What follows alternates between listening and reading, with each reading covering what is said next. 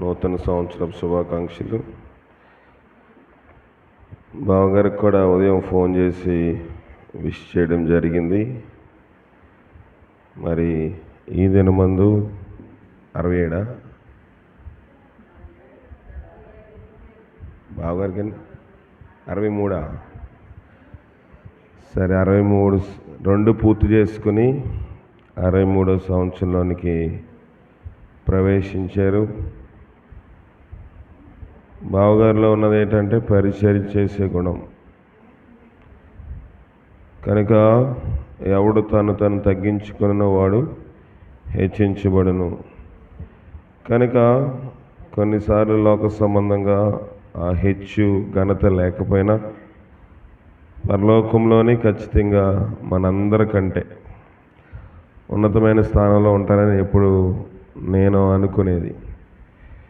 ఎందుకంటే నేను ఎప్పుడూ చెప్పినా బావగారి గురించి ఒకటే చెప్తాను, తండ్రి తర్వాత తండ్రి లేటివారని.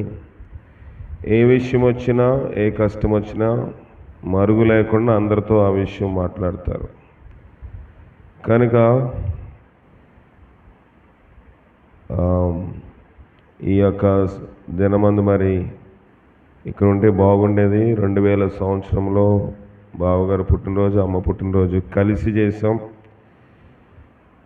కానీ ఇప్పుడు కొంత అనారోగ్య కారణంగా మొన్న నేను మాట్లాడినప్పుడు చెప్పింది ఏంటంటే, నేను ఎక్కడికి వెళ్ళట్లేదు, బీలా గార్డెన్లో ఉన్నాను, షాపు కూడా దూరంగా వెళ్ళలేదు, దగ్గరలోనే తెచ్చుకుంటున్నాను. అది నా ఆత్మీయ ఆరోగ్యమునకు ఆరోగ్యదాయకము కాదని చెప్పారు. అడిగాను 2-3 సార్లు. కనుక బావగారి కోసం ప్రార్థన చేద్దాము. ఎందుకంటే అక్కడున్నప్పటికీ ఎక్కడున్నప్పటికీ మనందరి కోసం ఆయన ప్రార్థన చేస్తూ ఉన్నారు.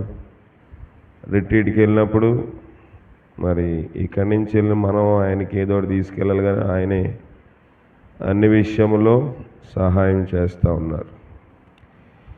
ఇంకోటి ఏంటంటే ఇప్పుడు కూడా అక్కకు భయపడతారు. ఎందుకంటే మొన్న రిట్రీట్లో బిర్యానీ ప్యాకెట్ ఒకటి ఎక్స్ట్రా కొనమన్నారు. ఇప్పుడు చెప్తున్నాను, ఎందుకంటే బావగారికి ఎవరో సహాయం చేస్తారు ఆయనకి ఇవ్వడానికి. మళ్ళీ పిలిచన్నారు, అక్కకు చెప్పకని చెప్పారు. అంటే మంచిదే, ఒకరి ఏడలో ఒకరు గౌరవం మర్యాద కలగడం. కొన్నిసార్లు బావగారు చిన్నప్పటి నుంచి నాకు తెలిసినప్పటి నుంచి కూడా ఖర్చులకి ఎక్కడ వెనకాడరు. కనుక ఆ రీతిగా ఒకరొకరు మంచిగా ఇది చేసుకుంటూ అన్ని విషయంలో ముందుకి వెళ్తూ ఉన్నారు.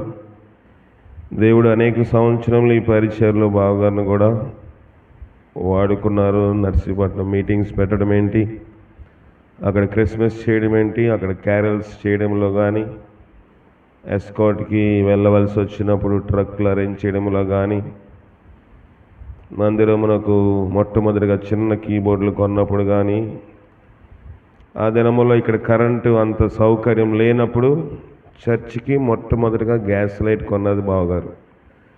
కనుక ఇవన్నీ కొన్నిసార్లు నేను మా ఒంటరిగా ఉన్నప్పుడు జ్ఞాపకం చేసుకుంటూ ఉన్నాను.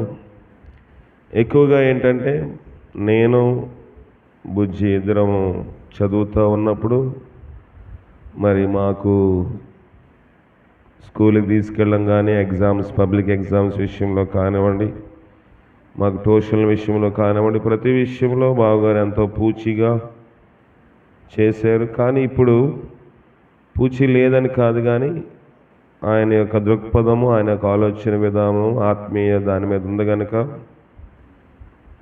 ఉద్యోగం కూడా రాజీనామా చేసి దాని విషయంలో ఆయన మెడ్రాస్ ప్రాంతంలో ఉంటున్నారు, మనందరికీ తెలుసు. కనుక మరి పెద్దలను జ్ఞాపకం చేసుకోవడం ఎంతో ఆశీర్వాదకరము.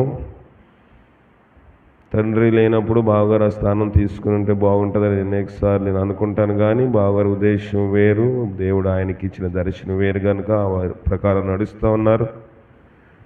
ఎప్పటికైనా దేవుడి దర్శనమును ఆయనకి ఇచ్చిన ఆ సంకల్పం నెరవేర్చాలని బావగారికి కూడా ఈ నూతన సంవత్సరం నూతన ఆరోగ్యం ఇచ్చి కిడ్నీలో ఉన్న బాధలన్నింటినీ తొలగించి, మరి వారి కుమారుడు కూడా ఉంటే బాగుండేది, బర్త్డే దాంట్లో లేడు చిన్నబాబు. కనుక చిన్నబాబు విషయంలో కూడా మనం ప్రార్థన చేయాలి. ఎందుకంటే కుటుంబము ఇంట్లోని మొదటి మనవడు, జ్యేష్ఠుడు, రెండవ సంతానంలో. కనుక కుటుంబం కొంచెము విచ్ఛిన్నమైంది, కుటుంబం కట్టబడాలి. కనుక దేవుడు ఆ విషయంలో కూడా గొప్ప కార్యం చేసేలాగా ప్రార్థన చేద్దాం. దేవుడు మన వెనుకళ్ళే మాటలు దీవించుగాక.